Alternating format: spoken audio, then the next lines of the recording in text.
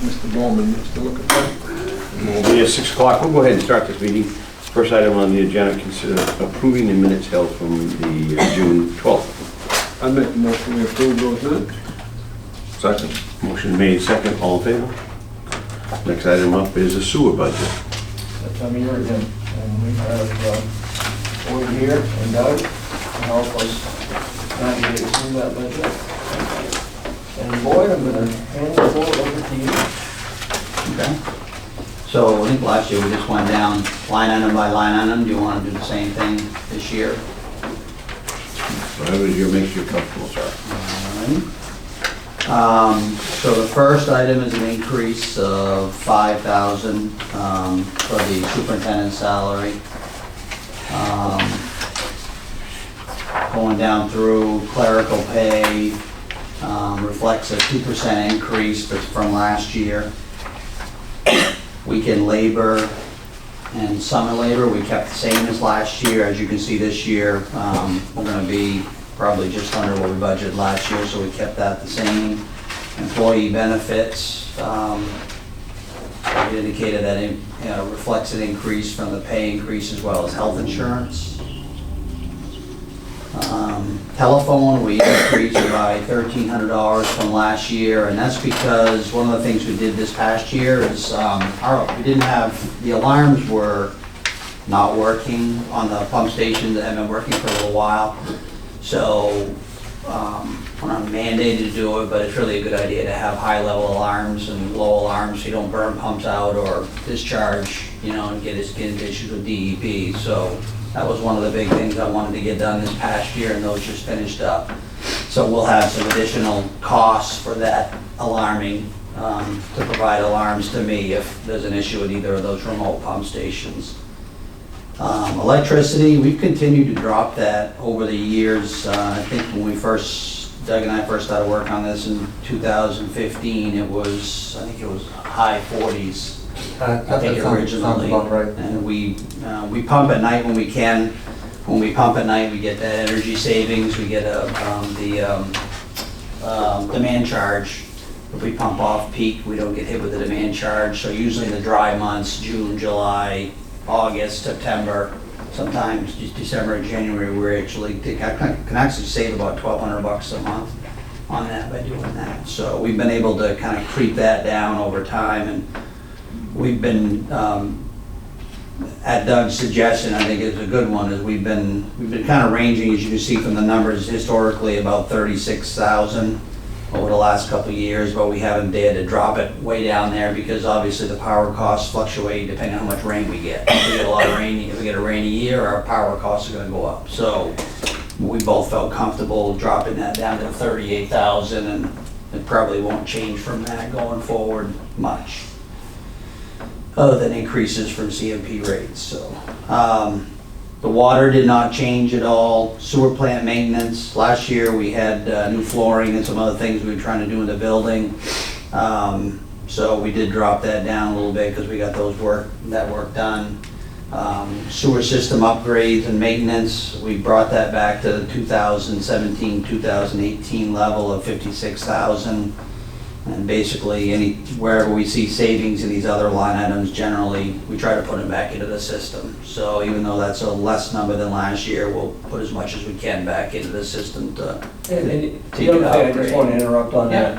We're so busy with the fire station this year that for Boyd to take the time to actually generate a lot of time for the sewer system upgrades is probably not going to be happening. Yeah. And, next year we may see we'll be able to bump that back up, but I think it would be savings for this year. Is that fair to say that? Yeah, it is. I mean, we're still doing the same things we did the last couple of years with the CCTV inspections. That's important.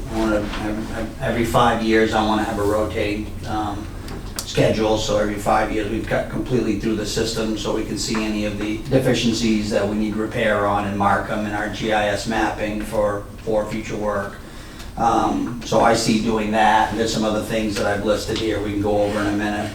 Well, actually, we can go over them now with the narrative. So what I'm proposing for this year for the sewer system upgrades is putting the meters in down on Lower Oak Street with the project going. I haven't been able to get down there to put those in, so once the project gets to the point where we can come off from that, I want to put those meters in. That's on Lower Oak Street, the track. I think that's where a majority of our, or certainly a significant amount of our inflow and infiltration is coming in. So I want to put those meters on either end of that and monitor that, and we can put a dollar value to it based upon what we're being charged from KSTD, from Waterville, and for our power. So we can come back to you once we've had a year of data. Then I think we can come back to you and say, you know, talk about maybe replacing that old clay pipe. It's probably one of the oldest stretches in the system.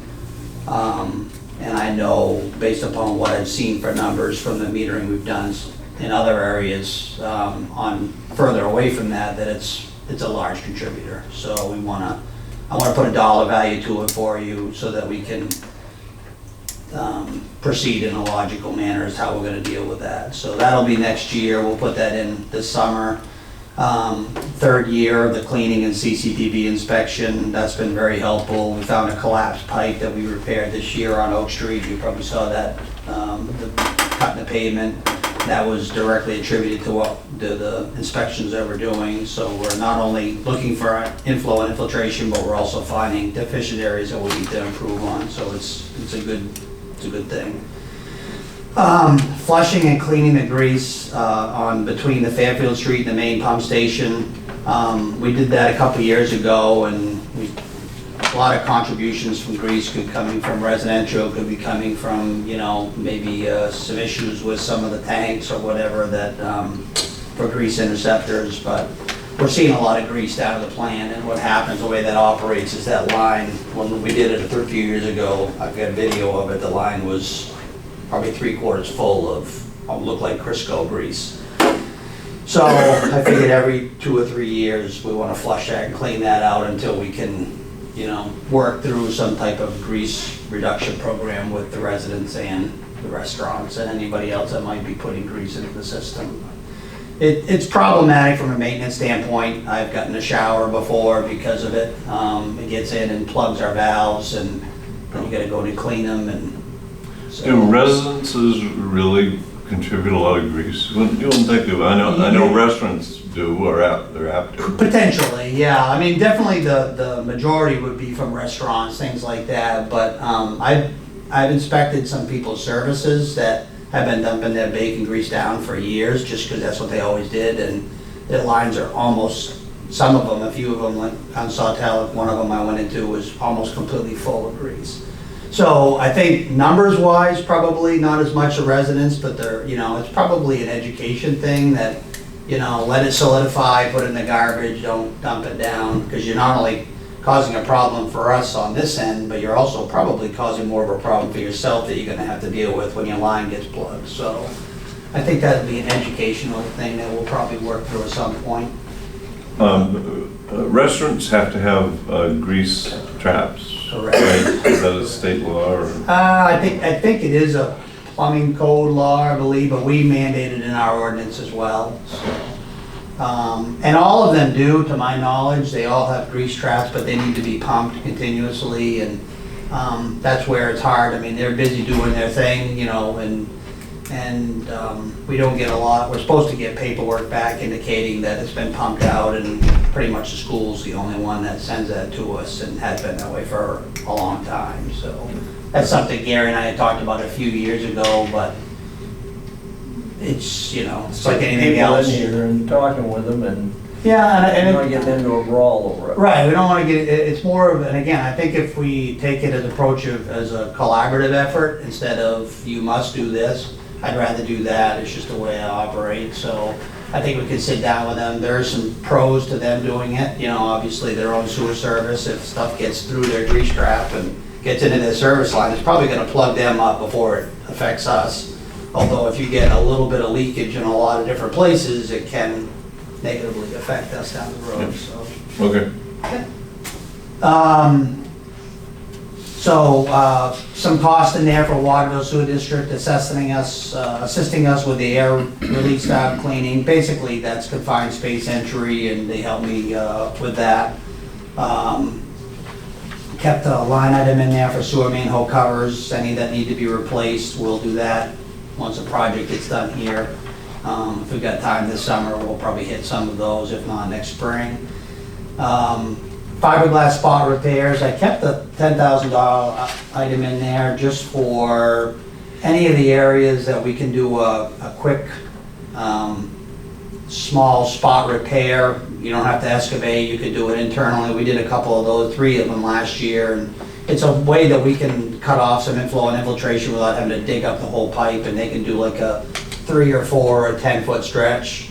And it's about $3,000 plus or minus each one. So last year, what we did this past year is set up 3 of them, had them come in for a day, I think it was 2 days, and they just did those spot repairs, and we sealed off some pretty good leaks. So, and that, you can only find those after we do the CCD inspection, that I review the tapes, and then I'll figure out where we want to hit. So we kept that number in there for that.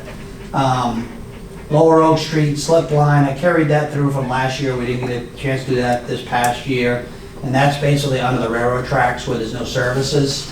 On Lower Oak Street to Main Street, I want to slip line that underneath the railroad in preparation for us doing something on Lower Oak Street. So that's an old clay main there as well. So, but there's no services on that, so we can easily slip line that. And then reserve will be whatever else might come up that we might see. You know, through backups or anything else we might have to deal with. Maintenance of vehicles, for all intents and purposes, $300 increase there on that. Insurance has actually gone down a little bit. Training remains the same at $600. Administration remains the same. Audit's the same.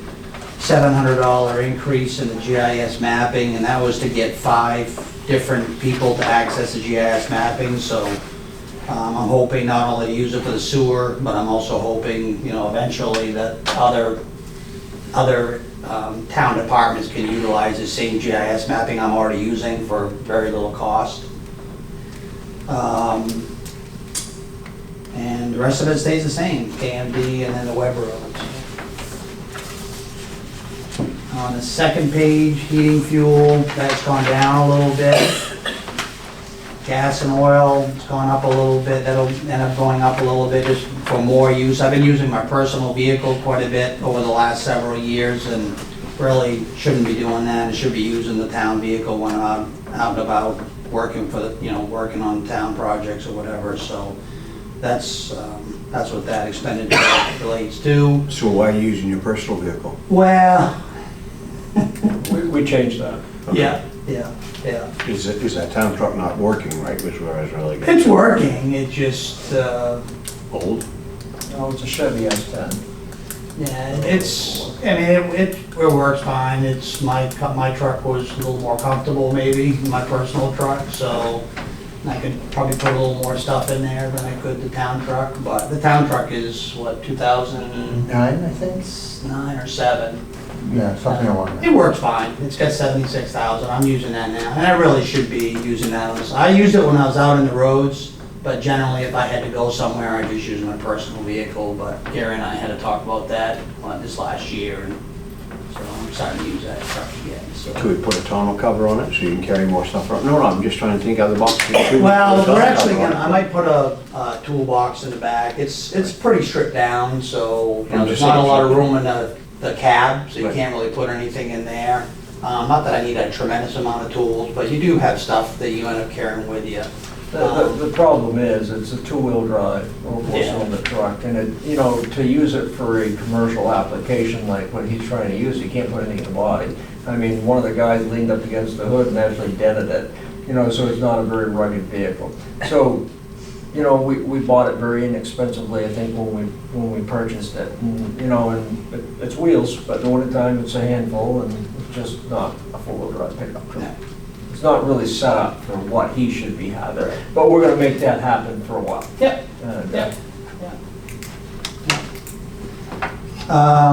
Supplies and parts, we kept the same. As you can see, we really didn't expend a lot on that this year, which is good. That means not a lot broke down in our system. Office supplies will remain the same. That was pretty low last year, what we expended versus what was appropriated. So all in all, not a lot of change other than just a few of the items. If you have any questions?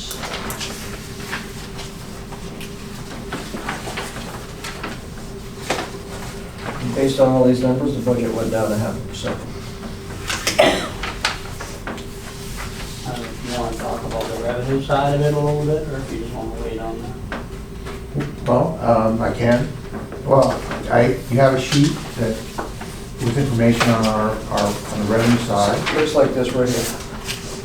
And as you can see, there has been a decline in the amount of revenue that we've been collecting, that we've been generating. The first year of our current billing, in 2015 and 16, we were at 548. We're now down to 538. And if you look at going back a number of years, the trend in the number of units of consumption in our system has been declining. It's been declining ever since we went to this system back in '98.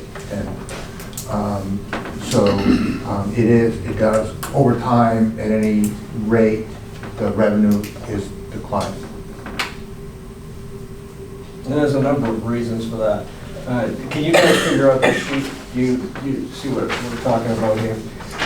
We've got some vacant properties, and as the town continues to age and people don't fix these properties up, then we don't have people living in them. The other thing is people are buying more efficient appliances or toilets that flush less water and use less water, so you're gonna start, it's just an ongoing issue. And generally, once you meter a system, you see this steady, if systems that are not metered, people run the taps and they'll just run it because there's no Cost to it. cost to it. The minute you put a meter on it and now they're paying for consumption, then it's very common to see a pretty steady decline as people start realizing, wow, don't need to run it, don't need to take a 45-minute shower, I can take a